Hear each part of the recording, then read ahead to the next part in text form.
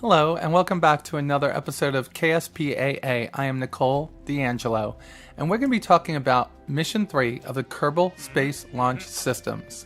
And we're going to have to think of a cool abbreviation for that. I'm just picking out my particular contracts right now, and then we're going to go right into creating the ship.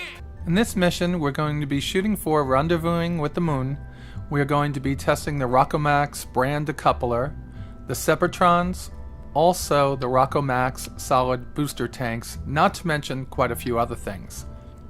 We unlocked some extra science gathering devices before. No, we're not putting the keythane on there. We're going to create a ship that can launch from Kerban, rendezvous with the moon, and deliver the Kerban astronaut back to the planet safely. We're going to be obtaining some science around the moon and probably stopping to gather some more science along the way. This is going to take a bigger than normal rocket because we want to get as many of the contract items satisfied in one full swoop. I'm shooting for creating a rocket that will satisfy the contracts but not look obnoxious.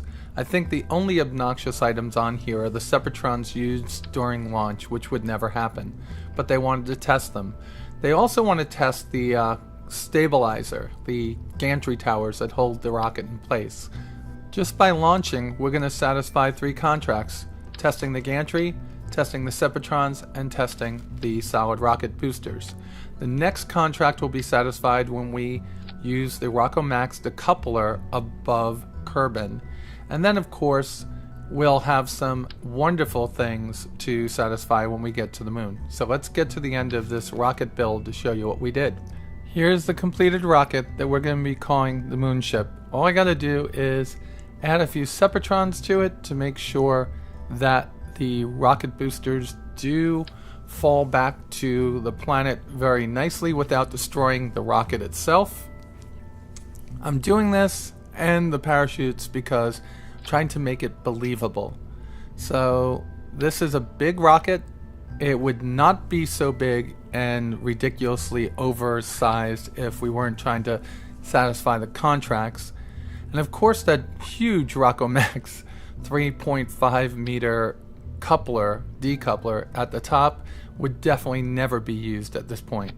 So let's move on to the launch and see how we did. We'll start this mission on normal speed, only so I can show you the 3 contracts that are satisfied almost immediately. So there we go, and we get our little blinking green symbol in the upper right hand corner stating that we have satisfied the contractual agreement for testing the Rockomax boosters, for testing the gantry towers, and for testing the Separatrons on launch. Now, if I can do this right, the next time that we have a contract that's satisfied will be high above Kerban at about 80 to 82,000 meters when we decouple that big giant Rockomax decoupler in the center. We'll be at 2x for this next part. Be aware that the rockets you build to satisfy contracts may look vastly different than what you would normally build to obtain whatever goal you're trying to accomplish. In this case, orbiting the moon and returning back to Kerban, I'd never use something this big. I could use something far less expensive and with much less delta V to get there. But here we are pushing this thing high on a very, very steep trajectory so we can test the Rockomax decoupler. This is just one thing to keep in mind as you're doing first contract. It's vastly different than the sandbox part of the game was. I love the color of the rocket exhaust now. It's just gorgeous. So we have to satisfy this contract at 81,000 meters, I think it is, or 84,000. So once we get up to that height, we will ditch the decoupler. And I'm just going to coast after that. I don't want to activate my engine right away. So we're almost there. Let's get our orbit set up. Our maneuvering node is all done. We're going to be on a slightly eclectic orbit. Okay, here we go. And we have satisfied yet another contract. Alright, so that is where we're at for now. Let's keep moving and get on to the moon. Now, first contract has a lot of things that make the game much more appealing to me. The failure that you might feel from not being able to finish the contracts could cost you money in the end. So I like that there's a negative to not being able to get something done. It really forces you to think and to build things ahead of time. For instance, in this ship, look how much of the fuel I've used so far, but I know I still have enough to get this from here to the moon and to orbit. And we're going to do this very quickly. As soon as we get ourselves set up and we're on our way, we're going to jump back to mission control, and we're going to go over and pick up a couple more contracts. Specifically, sending some science back to planet Kerban. Now, I might take Explore the Moon too, but I don't intend on landing this time. This is an Apollo 8 style mission, which is to swing around the moon and come back home. The next part of this mission is quite routine, so we're going to leave it at 2x. Jebediah has some work to do. There's two things that he has to get ready for. The first thing is going to be for that burn to send him on his way to the moon. And the second thing is to get some science done while he's up here and transmit it back to satisfy that contract, which he just did. Wow, we have lots of contracts being satisfied on this one. Now, the thought process behind this mission was, why are you going to just fly off to the moon and land? We don't have any satellites orbiting the moon. We haven't been there yet. Our telescopes really can't see what's low on the surface. So my idea here is to get Jebediah into a highly elliptical orbit, swinging really low down towards the surface so he can get a look at the surface of the moon and figure out where we might want to land next time. Now, this is all in theory, so Jebediah's got some work to do. He's going to be jumping in and out of the ship and getting science, which we need because we have some other things to unlock. And most definitely one of those will be solar panels, because we need to generate electricity for a little bit longer stay on the moon. And it also allows us to decrease the amount of weight on the system by not having to carry a lot of batteries. Okay, so we're doing our burn, getting ourselves pushed towards the moon. Jebediah looks a little bit intense as the burn is pushing him a little bit back into his seat. There's a lot of acceleration on this ship. Really light, big engine. And here we go, pushing forward just a little bit more. Just a little bit more. And this is normally where I mess up and I push a little bit further. So I slow down and get it right out, and we're going to come in within 30 or 40,000 kilometers of the moon. Alright, and here's where the big error happens. It's going to happen in just a few moments, and I'll let y'all see that. So we're going to accelerate towards the moon really quickly, stop before we get into its sphere of influence so we can get some science high above Kerban, which I probably could have done before we started doing this, but I forgot to. And Jeb jumps out of the ship, and I think he loves being in space because he lets go. Well, intentionally. We're going to go and grab the data outside of the goo collector, and we're going to store it in the capsule. There we go. Let's grab it. Now, if you don't have the right camera set up, this is a little bit of a harrowing task. I got it working right, but then paper doll out over here. Kind of stuck. I stayed here for a couple of minutes. I have this accelerated and cut so you guys could see it. And finally break free. And then go back into the cabin and then back out again to see and make sure I have the right EVA report. Yeah, we have to do this twice for whatever reason. Just didn't know if I had it or not. Alright, so we're back in. We've satisfied a couple of contracts.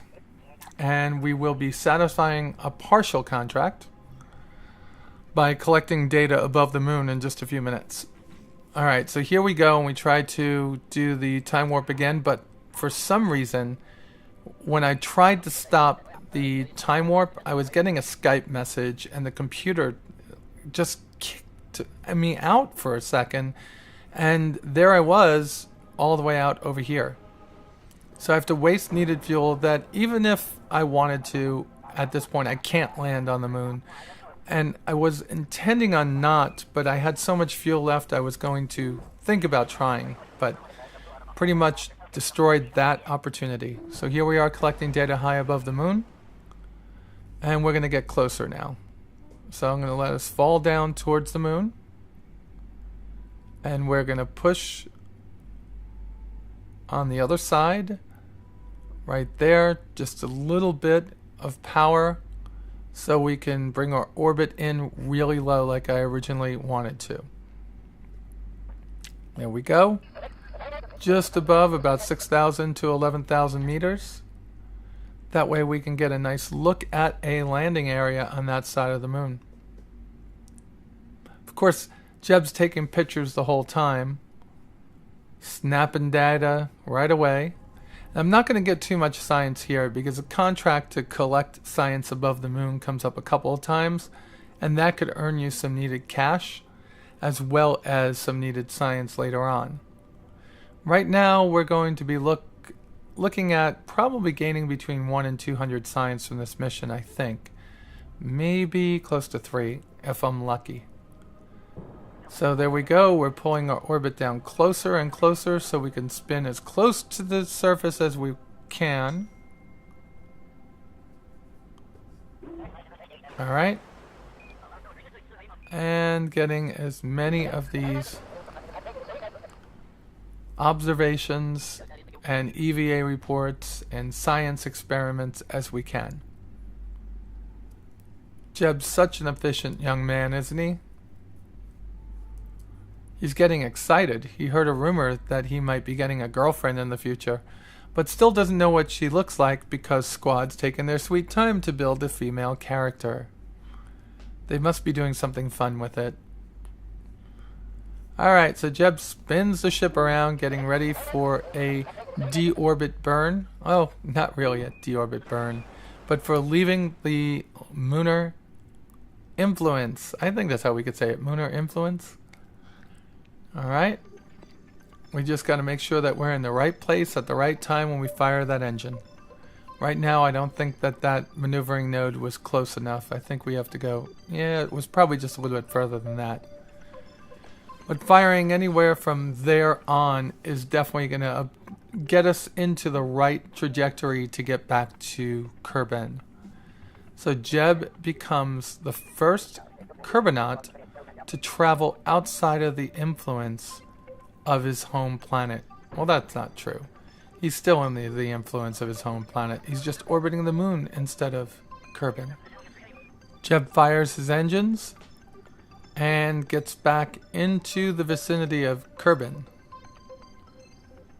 This is a lander I like to build often in the early career in every one of my games with Kerbal Space Program. It's very simple to build, it's not a lot of parts, and it gets the job done most of the time. It's actually pretty cool looking too. The only problem with having the Science Junior up on top and the fuel tank down below is there's no clear access away from the cabin by a ladder, so getting in and out is all done pretty much by using your jetpack. RCS is fun, but I am not the perfect RCS pilot at this point with Jeb. So he's getting as much science as he can. There's really nothing left to get. He's flying home as fast as he can, and we're accelerating time. And just over Kerban. We have more than enough electricity and more than enough fuel to make sure that we come down in a safe manner. Pretty happy that this mission went very simply. Building the ship was a little bit trying, and it took me about an hour because I had a lot going on at once. Trying to do another SCAA Also flying a couple of missions at the same time in Elite Dangerous. Doing this on 2 different computers. Doesn't it look like the day-night dividing line over there? Wow, I wonder what that was. Some kind of graphic glitch. I think Jeb decides that he's going to get out of the ship and just makes it back in before he starts to enter the upper atmosphere. The problem is, if you cross that 70,000 meter mark and you're still outside the ship, there's a 90% chance that the friction is going to pull you away from the ship and you'll never get back to it. So at some point, I don't look up. I decide to get science over the desert because I'm trying to get as much as I can to unlock the things that I need for my next mission. Then I mess up. Here we go. And this almost messed up everything. And I got him in just in time, just as we crossed the barrier. So we're going to try to land in the desert on the other side of this little sea. This gulf, whatever you want to call it. And we're going to try to come down as safely as we can. We also have to test 2 of the parachutes, and we have to figure out which one of the 2 that we're going to test. One of these I'm probably going to have to build a small space plane to do, because it wants you at a really high, at a low speed to test it. So that's going to be something that we'll do in the future when we start playing with rocket planes. You can see we didn't get the full contract for the moon because we didn't land. We have to land, plant a flag, get some surface samples and some science to satisfy that contract. But that's one that doesn't end, and that's one that we'll do on the next mission here on KSPAA.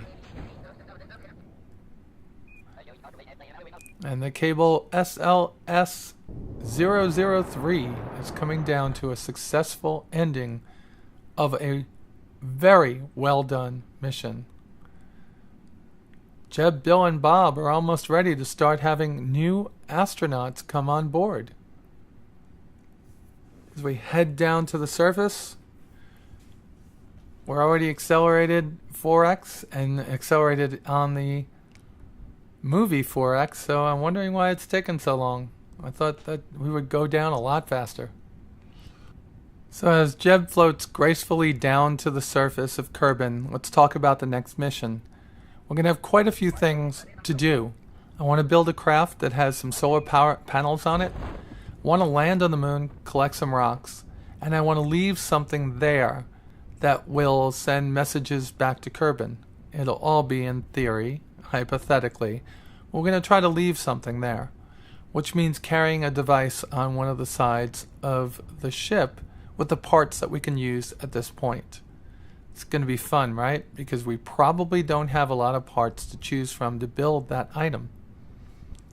So Jeb's ship is settling down very slowly. Don't like how slow it's happening. Come on already!